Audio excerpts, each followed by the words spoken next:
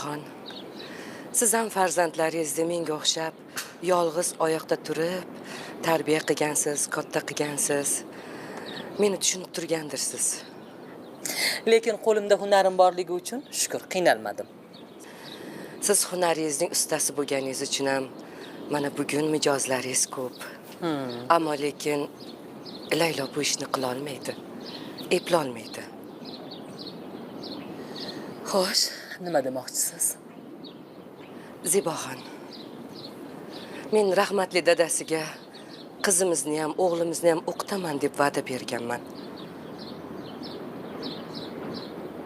Iltimos sizdan Layloning shuncha o'qigani uvol bo'lmasin. Demak, qizingiz sizga shikoyat qildi. Yo'q, noto'g'ri tushundingiz Ziboxon. Qizim shunchaki o'qishini tugatishni xohlayapti.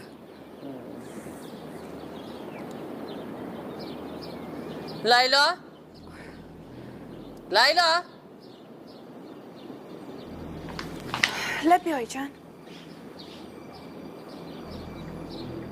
Siz gap tashishni o'rgandingizmi? Ziboxon, siz noto'g'ri tushundingiz.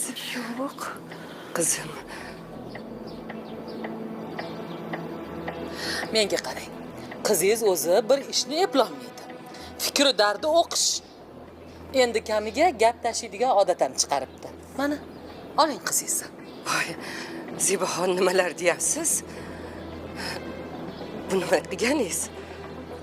Qizingizni oling-da, bu uydan chiqib keting. O'zi juda jonimga tegib beruvdi oxirgi paytlar. Ziboxon,